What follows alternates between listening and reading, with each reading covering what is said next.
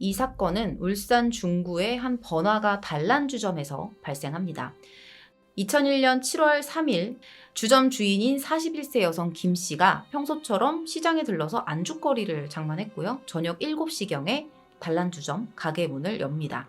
이 가게가 5층 건물의 지하 1층에 위치해 있었어요. 당시에 날씨가 되게 더웠거든요. 한여름이기도 했고 손님들이 저녁 식사를 하고 주점을 찾는 경우가 많다 보니까 오픈 시간이 다른 계절보다는 조금 늦었었습니다. 곧 손님들이 가게로 하나둘씩 들어오기 시작했고요. 금세 가게는 북적거리기 시작해요. 그리고 오후 9시 30분쯤 됐을 때 가게로 한 통의 전화가 걸려와요. 가끔씩 이 가게에 나와서 아르바이트를 하고 일당을 받아가던 동갑내기 종업원 여성 이 씨였습니다. 자, 이 가게의 주인은 김 씨, 그리고 아르바이트를 도와주던 동갑내기 종업원은 이 씨예요. 자, 그날 전화가 와서 하는 말이 혹시 손님 많아? 많으면 내가 가서 도와줄까? 이렇게 물어보는 거예요. 마침 또 그때 손님이 많았거든요. 30분 뒤에 이 씨가 일을 도와주러 주점에 옵니다. 그리고 이후에 손님이 늘면서 이 두 사람이 정말 바쁘게 일했어요. 다음날 새벽 2시가 넘어서야 겨우 여유를 가질 수가 있었죠. 그런데 이 피크타임이 지나고 여유를 찾을 때쯤 문제가 터집니다. 당시에 같은 건물 2층에 중국집이 있었는데 이 중국집 사장 최 씨가 늦게까지 TV를 보고 있었거든요. 중간중간 담배를 피우기도 했었고요. 근데 갑자기 이 건물 1층에서 웅성거리는 소리를 듣게 된 거예요. 새벽이다 보니까 소리가 조금 더 또렷하게 들렸을 거예요. 평소에 1층 계단에서 이제 취객들이 노상방뇨를 하는 경우가 많았기 때문에 또 누가 노상방뇨하나? 이렇게 생각을 하면서 슬쩍 내려가 봅니다. 이렇게 내려가 봐요. 근데 그런 사람은 없었고요. 다른 사람들을 여기서 발견하게 됩니다. 3명의 남성, 그리고 1명의 서성거리는 사람을 보게 된 거죠. 이 3명의 남성이 1층 주점 앞에 있다가 자리를 뜹니다. 그래서 이제 별거 아니구나 생각을 하고 다시 집으로 올라와요. 그리고 새벽 2시 50분경에 그러니까 이 종업원 이 씨가 통화를 마친 지 30분 정도 지났을 때 중국집 주인 최 씨가 담배를 피려고 이번에는 1층까지 다시 내려옵니다. 그런데 여기서 어떤 소리를 듣게 돼요. 되게 수상한 신음소리 같은 걸 듣게 된 거예요. 지하 단란주점에서 나는 소리였습니다. 계단을 하나씩 내려가서 주점 내부를 들여다봤는데 여기서 최 씨가 소스라치게 놀라게 되죠. 가게 안은 온통 피로 가득했고요. 그곳에 2명의 여성이 바닥에 쓰러져 있었습니다. 주인 김 씨는 중앙홀 사각 테이블 옆에 바닥에서 엎드린 채, 그러니까 중앙홀에 사각 테이블이 있었어요. 그 옆에 바닥에 엎드린 채 있었고, 지금 이쪽 사진을 보시면 아실 거예요. 종업원 이 씨는 홀 안쪽에 있는 원형 테이블 옆 바닥에서 천장을 보고 쓰러져 있었습니다. 중국집 주인이 이 두 사람을 발견했을 때 이 종업원 이 씨는 아직 의식이 있었어요. 살려주세요, 살려주세요. 이렇게 2번 정도 이야기를 했었거든요. 근데 아무래도 복부를 찔려서 피를 되게 많이 흘리고 있어서 숨 쉬는 거는 너무너무 힘들어 했습니다. 결국에는 살려달라는 말을 2번 정도 하다가 이 씨도 의식을 잃게 돼요. 중국집 주인 최 씨는 즉시 112와 119에 신고를 했고요. 2층으로 올라가서 아내에게 주점에서 살인사건이 났으니까 문단속해라, 내려오지 말아라. 이렇게 당부를 하고 다시 주점으로 내려옵니다. 곧바로 신고를 받은 경찰과 구급대가 현장에 출동을 해서 이 두 사람을 급히 병원으로 옮겨요. 그런데 너무나 안타깝게도 이 두 사람은 끝내 사망하게 됩니다. 자, 그러면 이 사건 당일에 이 주점에 누가 왔었을까요? 누가 왔었는지 되게 중요하겠죠. 이날 주점을 방문한 손님들 중에 50대 중년 남성팀이 있었어요. 이들 중에 한 명에게 받은 목격 진술이 있는데 이걸 제가 시간 순서에 맞춰서 정리를 한번 해볼게요. 이 50대 남성 일행이 이 단란주점에 방문한 시각은 새벽 1시였습니다. 이때 그들은 홀에 있는 테이블에 앉아서 술을 마셔요. 여기에 앉아있으면 이 단란주점 내부가 거의 다 보이는 위치입니다. 자, 그리고 30분 뒤인 새벽 1시 30분경에 이 사람들이 뭘 봤냐면 20, 30대로 보이는 남성 3명이 가게로 들어오는 걸 보게 돼요. 그리고 이 사람들이 룸으로 들어가서 술을 마셨대요. 목격담입니다. 이때 종업원 이 씨가 이 20, 30대 남성을 따라서 룸으로 들어갔고요.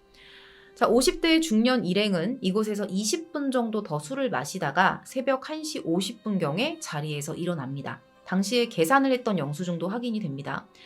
자, 그렇다면 이 50대 남성들이 계산을 할 때까지는 이 여성들이 살아있었다고 보는 게 자연스럽겠죠.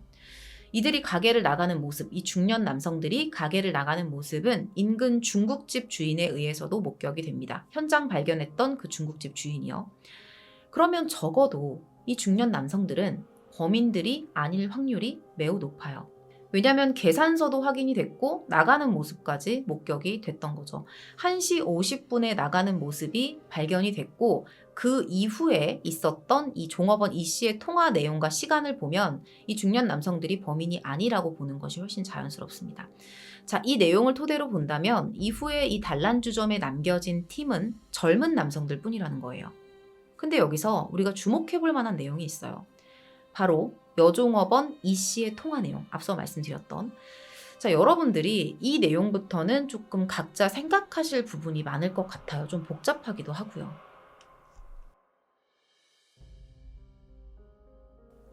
자, 50대 남성 일행이 가게를 나섰을 것으로 추정되는 시각이 새벽 1시 50분이었어요. 근데 그로부터 27분가량이 지난 새벽 2시 17분에 종업원 이 씨가 지인과 4분가량 통화를 했던 기록을 발견합니다.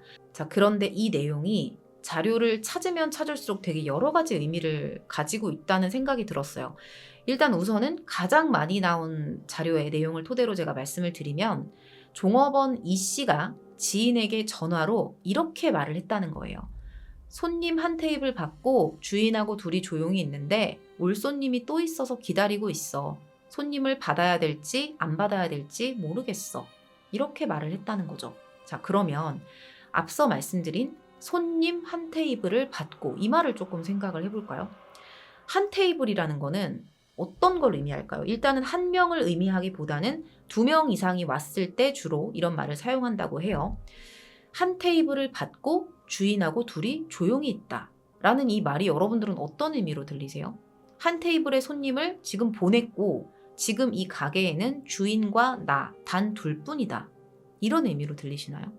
아니면 지금 다른 손님은 없고 이 가게에 한 테이블 손님만 있어서 주인하고 나하고 조용히 있다. 그리고 다른 손님을 받을지 말지 고민 중이다. 이런 의미로 보시나요? 이 두 가지 의미에 대해서 생각하기에 앞서 일단 중국집 주인이 가게 앞에서 20, 30대 남성들 셋을 봤다라는 그 목격담을 좀 생각해 볼게요. 이 중국집 주인이 기억하는 당시의 상황이 사실 경찰에서 진술을 할 때마다 조금씩 바뀌기는 했어요. 그래서 본인도 의심을 받기는 했었습니다. 어쨌든 당시의 그의 기억은 셋 중에 한 명의 뒷모습은 머리가 길었고 또 한 명은 스포츠형 머리였다. 그리고 한 명은 뒷모습으로 봤을 때 좀 얼굴이 크다고 느꼈다. 이렇게 증언을 합니다. 그리고 이 3명의 남성이 떠난 뒤에 바로 이 중국집 사장이 건물 앞으로 나왔다가 그때 완전히 내려온 거예요. 나왔다가 신음소리를 듣고 단란주점에 내려가서 현장을 확인한 거예요. 자, 여종업원의 통화가 끝난 시각이 2시 21분입니다. 그리고 중국집 주인이 3명의 남성을 가게 앞에서 목격한 시각은 이 여종업원의 통화가 끝난 2시 21분에서 약 30분 이내였어요. 30분. 왜냐하면 2시 50분경에는 본인이 담배를 피러 나왔었으니까요. 자, 앞선 통화 내용에 그 한 테이블이라는 그 중복된 의미 중에서 만약에 이 가게에 한 테이블의 손님이 남아 있었다, 통화를 할 때까지 남아 있었다라는 말로 해석을 해본다면 그 짧은 30분이라는 시간 내에 가게 앞에 있었던 그 30분이라는 시간 안에 그 가게 앞에 있었던 그 3명의 남성이 마지막까지 이 단란주점에 남아있던 그 한 테이블의 손님이었을 가능성이 높아지는 거겠죠. 그리고 거꾸로 생각을 해봐도 자, 시신이 발견된 그 시점이 한 2시 51분경이었어요. 근데 그 시점 부근에 가게 앞에 있었던 이들이 아마도 그 살인사건의 시점과도 가장 가까운 사람일 거란 말이에요. 그걸 바탕으로 생각해 본다면 여종업원의 통화 내용 속 한 테이블, 이 단어는 그 젊은 남성 일행이 통화 당시까지는 그 술집에 있었을 가능성을 의미한다고 봐야 됩니다. 그러니까 다시 말해서 한 테이블을 받았다는 건 손님을 보냈다는 얘기가 아니라 이 여종어머니 통화를 할 때 이 가게 안에 한 테이블의 팀이 아직까지 술을 마시고 있었다라고 보는 게 더 자연스럽다는 거죠. 자, 무엇보다 이 3명의 남성에 우리가 주목할 수밖에 없는 이유는 이 중국집 사장 말고도 또 다른 목격자가 있었기 때문입니다. 사건 현장 인근에 또 다른 주점이 있어요. 근데 그 주점의 종업원이 그 신고를 받고 경찰차가 이 단란주점에 도착하기 약 10분 전, 그러니까 최초 발견 이전에 이들을 목격했다고 진술을 합니다. 그녀 역시 용의자 중 한 명이 20대로 보였고 165cm 정도의 키에 스포츠형 머리를 했다고 진술을 했어요. 되게 비슷하죠. 그리고 인근에 택시기사가 있었는데 이 택시기사 역시 이들을 목격합니다. 주점에서 멀지 않은 곳에서 택시에 오른 남성들이 있었는데 울산역으로 가달라고 했다는 거죠. 그러다가 속이 안 좋다면서 중간에서 내립니다. 이 택시기사는 이들의 인상착의에 대해서 이렇게 말해요. 한 명은 20대 후반으로 보였는데 머리는 스포츠형이고 조금 험상궂어 보였다. 체형은 좀 뚱뚱했다. 이렇게 기억을 합니다. 다른 한 명은 역시 20대 후반으로 보였는데 체격은 호리호리했고 머리는 스포츠형이었다. 울산 사투리를 쓰고 있었다. 자, 또 다른 한 명은 20대 후반, 역시 20대 후반인데 그러니까 20대 후반이니까 20, 30대로 보이지 않았을까 싶어요. 체격은 좀 호리호리하고 신장은 보통이었다. 이렇게 진술합니다. 이 택시기사분이 비교적 좀 구체적으로 진술을 한 것 같아요. 자, 여기까지가 그 의문의 세 남성에 대한 각기 다른 사람들의 목격 진술 내용이에요. 자, 근데 통화 내용 뒷부분에 이런 말이 있었죠. 이거 기억하시고 있을지 모르겠는데 통화 내용 뒷부분에 이런 말이 있었습니다. 통화 뒷부분에 있었던 말. 올 손님이 또 있다. 그렇기 때문에 용의자를 최대한 근접하게 정확하게 특정을 하기 위해서는 여러 가지 증거가 더 필요한 상황이었습니다. 두 피해자에 대한 부검 결과에 대한 내용을 좀 얘기해 볼게요. 일단 사인은 실혈사였습니다. 이 실혈사는 날카로운 물체에 찔려서 과다출혈로 사망한 것을 의미해요. 주인 김 씨는 배와 머리 등 5곳을 찔렸고요. 특히 오른쪽 옆구리를 찔린 상처가 아주 컸는데 이게 어느 정도였냐면 뱃속에 장기가 나올 정도의 큰 상처였다고 합니다. 종업원 이 씨는 배와 가슴 등 4곳을 찔렸는데요. 체내에 있는 여러 장기가 많은 손상을 입은 상태였죠. 현장에는 범행 도구가 발견되지 않았고요. 날카로운 물체로 추정만 될 뿐 정확한 흉기는 알 수 없는 상황이었어요. 그런데 한 가지 분명한 건 범행에 사용된 도구가 하나가 아니라는 거예요. 상처를 보면 알 수 있는데 제가 사진은 보여드리지 않을게요. 너무 좀 잔인해서. 일단은 공통적인 거는 두 시신 모두 둔기에 의해 발생된 것으로 추정되는 상처가 남아 있었던 거예요. 김 씨의 경우는 눈썹 위에 둥근 곡선 모양의 상처가 있었고요. 이게 망치 같은 둔기에 맞으면 생기는 그런 상처와 모양이 좀 흡사했습니다. 그리고 종업원 이 씨도 이마와 두피에서 둔기에 의한 손상이 발견돼요. 자, 그런데 차이점도 있었습니다. 김 씨의 몸에 난 상처를 보게 되면요. 한쪽은 칼날 부분, 한쪽은 칼등 부분으로 보이는 흔적이 발견이 돼요. 반면 이 씨의 경우에는 양쪽에 모두 날이 있는 그러한 형태의 흉기에 찔린 상처가 있었습니다. 다시 말해서 김 씨는 날이 한쪽에만 있는 도, 우리가 흔히 쓰는 그런 칼, 이런 도 형태의 칼에 의해서 공격을 받았고 이 씨는 양날의 검이라 그러죠. 이 검, 양쪽에 날이 다 있는 이런 검 형태의 칼에 의해서 살해가 된 거죠. 근데 더 끔찍한 건 이 추정되는 범행 도구가 이것뿐만이 아니었다는 거예요. 검이랑 도랑 그리고 그 둔기 이외에도 톱니가 있는 칼이 사용됐을 가능성도 제시가 됐습니다. 왜냐하면 그 주인 김 씨의 옆구리에 이 장기가 나올 정도의 큰 상처가 있었다고 말씀을 드렸는데 이 상처가 다른 상처들하고 좀 차이점이 있었어요. 되게 두껍고 넓은 형태였거든요. 이런 걸 할창이라고 하는데 이게 제가 앞에 말씀드린 날이 한쪽에만 있는 도 형태의 흉기로는 만들기가 어렵다고 합니다. 톱니가 있거나 더 무거운 종류의 칼이 사용되었을 수 있다는 거죠. 시신들에 남겨진 흔적을 살펴보면 둔기, 외날칼, 양날칼, 그리고 톱니칼 추정되는 것만 도구가 4가지에 달했습니다. 여러분, 하나의 사건에서 이렇게 다양한 흉기가 사용되었다는 걸 어떤 의미로 보세요? 이 범행이 한 사람이 저질렀다고 보기에는 조금 어려울 수 있는 거예요. 그렇다면 최소 2명 이상일 수 있겠죠. 그리고 피해자 2사람 모두 머리 쪽에 둔기에 맞은 흔적이 있었는데 이거는 범인이 몇 명인지하고는 상관없이 살인자가 둔기로 피해자들을 초반에 제압하려 했을 수 있다는 겁니다. 범행 도구를 가지고는 이 정도까지 추정이 가능할 것 같은데, 자, 그러면 이렇게 다양한 도구로 다수의 범인에 의해 공격을 당했다면 가게 어딘가에 분명히 누구 한 명은 흔적을 남겼을 거 아니에요. 현장 감식 결과는 어떻게 나왔을까요? 일단 범행 도구는 범인이 가지고 갔어요. 그러면 현장에서 뭔가를 찾아내야겠죠. 현장 감식반은 이 주점 한가운데 있었던 기둥과 테이블에서 지문을 채취해요. 근데 모두 다 혐의가 없는 사람들의 지문만 있었습니다. 그리고 정말 이상하게도 홀에 있던 테이블을 제외한 손님이 있던 나머지 테이블에서는 단 하나의 지문도 검출되지 않아요. 일부러 지웠을 수 있는 거죠. 그리고 마지막 손님이 마셨을 것으로 추정되는 이 맥주컵과 맥주병은 지문 채취가 불가능했어요. 평소에 이 주인 김 씨가 좀 맥주병이랑 술잔을 좀 시원하게 하려고 냉장고에 보관을 하고 있다가 제공을 했는데, 사건 당일 앞뒤로 되게 더웠거든요. 기온이 35도였어요. 내부에 에어컨을 켰다고 해도 더웠던 날씨였을 텐데, 이러면 병의 결로 현상이 생기겠죠. 그래서 지문 채취가 불가능했다라고 경찰들은 이야기를 했어요. 근데 이거는 범인들이 사실 직접 지웠을 가능성도 충분해요. 왜냐면 흔적을 없애려고 하는 행동들이 많이 보였기 때문에 이것도 사실 결로 때문이 아니라 그냥 한번 수건이든 뭐든 한번 닦았을 수 있다는 생각도 해봅니다. 경찰은 범인의 손이 닿았을 만한 모든 곳을 최신 기술을 동원해 정밀 감식을 합니다. 그런데 단 한 점의 지문도 발견이 되지 않아요.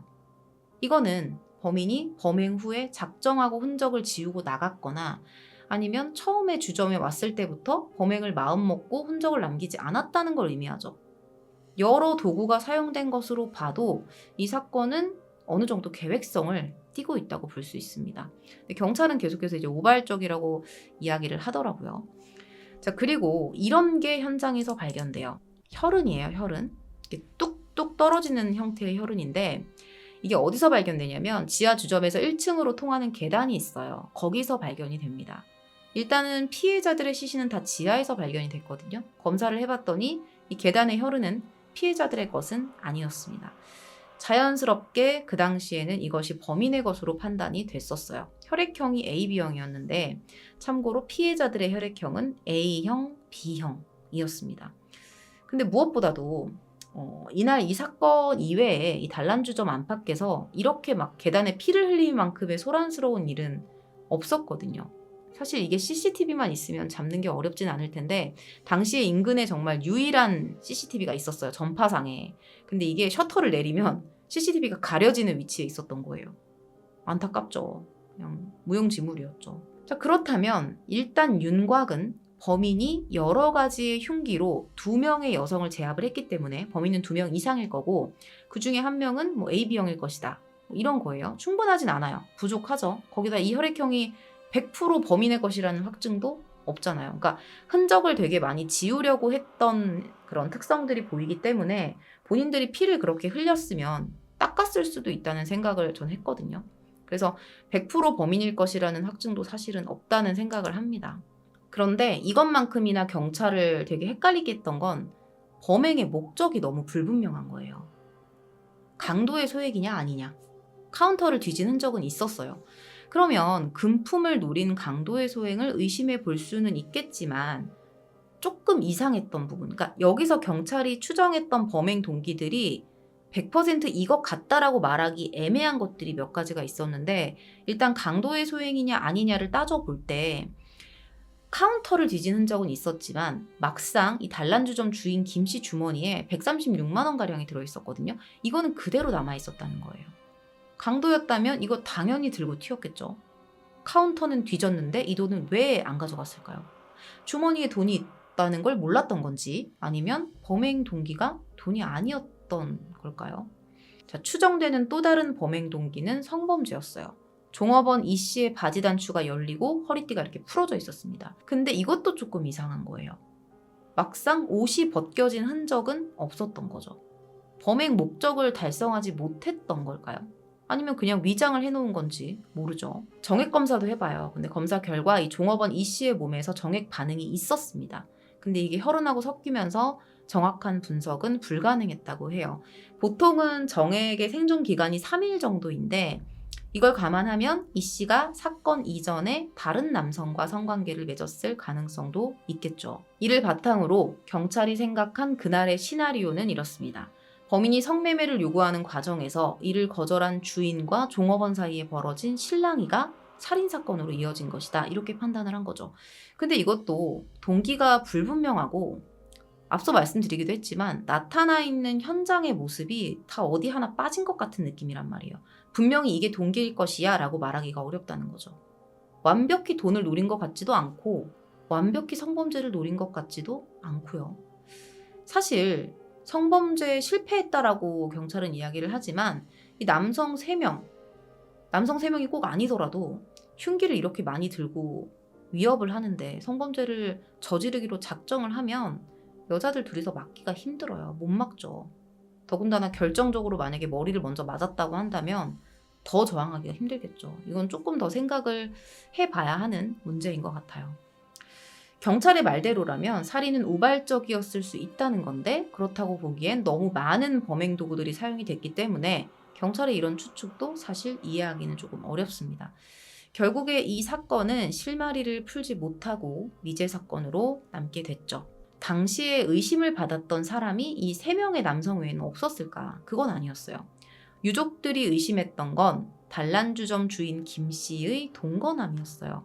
일단은 동거남이 김 씨를 폭행했었던 적도 있었고 돈을 가져오라면서 내쫓는 일도 한두 번이 아니었대요. 경찰 또한 이 동거남에 대한 조사를 수차례 진행을 했습니다. 그런데 결정적으로 이 동거남에게는 사건 시간에 알리바이가 있었어요. 자, 중국집 사장이 처음에 신고를 했어요. 현장을 발견하고. 처음에 신고를 하고 나서 가게로 전화가 한 통 걸려왔었거든요. 근데 그게 동거남이었던 거죠. 그리고 조사를 해보니까 당시에 동거남이 전화를 걸었던 곳이 여기 보시는 것처럼 이 단란주점에서 차로 20분이 걸리는 집이었습니다. 범행을 저질렀다면 증거를 인멸하고 다시 돌아갔다고 보기엔 조금 물리적인 시간이 부족하죠. 게다가 그 계단에서 발견되었던 혈흔, 그것과의 DNA 대조 결과도 불일치했습니다.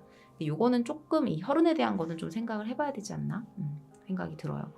자, 그러면 혹시 청부살인이 아니냐? 이 가능성에 대해서도 수사가 진행이 됐는데요. 끝까지 어떠한 혐의점이 발견되지 않으면서 이 동거남은 용의선상에서 제외가 돼요. 자, 이 밖에도 또 있었어요. 용의선상에 올랐던 사람이 누가 있었냐면 이 사건 시간인 2시 반경에 주점에 들른 다른 동네 중국집 배달원이었습니다. 이 사람이 계단을 내려가는데 남녀가 싸우다가 남자가 흉기로 여자를 공격하는 걸 봤다는 거예요. 근데 이 배달원이 자폐 증세를 앓고 있었거든요. 그리고 진술이 할 때마다 계속 바뀌고 이러다 보니까 이 진술의 신빙성이 좀 의심되는 상황이었던 거죠. 그래도 다툼 도중에 이 여자가 네가 이럴 수 있어? 라는 말을 했다는 이 배달원의 진술을 확보한 경찰이 이를 토대로 면식범의 소행일 것으로 보고 수사를 진행을 했었어요. 그런데 안타깝게도 여기서도 별다른 성과는 없었습니다. 현재까지 미제로 남아있는 울산 둥지 단란주점 살인 사건은 여전히 수사가 진행 중입니다. 현재 전담 수사팀은 범인이 처음부터 살인의 의도를 가지고 주점에 접근하지는 않았을 거고 면식범의 우발적 범행이라고 판단을 하고 있어요. 계속해서. 자, 현재까지 남은 단서를 정리해보면 이 단서에 대한 부분은 어떻든 경찰이 가지고 있는 단서들에 대한 얘기를 하는 거예요. 자, 첫 번째, 범인은 AB형의 남성일 것이다. 두 번째, 여러 종류의 흉기가 사용된 정황상 범인은 한 명이 아니다. 3명의 젊은 남성이 현재로선 가장 유력한 용의자이다. 세 번째, 전과자의 소행일 가능성이 높다. 초범으로 보기에는 수법이 너무 잔인하고 공격에 주저함이 느껴지지 않았다. 이렇게 정리를 해볼 수 있습니다. 마지막으로 이 사건을 여러분들 아시는 분들이 많을 것 같은데 워낙에 유명한 사건이기도 하고 근데 이 사건 들으시면서 또 한 가지 더 떠올리실 수 있는 사건이 1998년에 발생한 사바이 단란주점 살인사건이에요. 자, 이 사건이 이 사바이 단란주점 사건과 동일범의 소행이 아니냐라는 소문이 돌기도 했었습니다. 일단은 동일하게 용의자가 3명이었고 장소도 단란주점, 그리고 흉기를 이용한 잔인한 범행수법, 그리고 여전히 미제로 남아있다는 점. 이런 것들이 이 2가지 사건의 유사점으로 꼽히기도 했어요. 공소시효가 만료된 이 사바이 단란주점 사건과는 다르게 이 사건은 태완이법으로 공소시효가 폐지된 사건입니다. 범인이 살아있다면 지금도 심리적인 압박을 느끼고 있겠죠. 부디 재수사가 올바른 방향으로 진행이 되기를 바랍니다.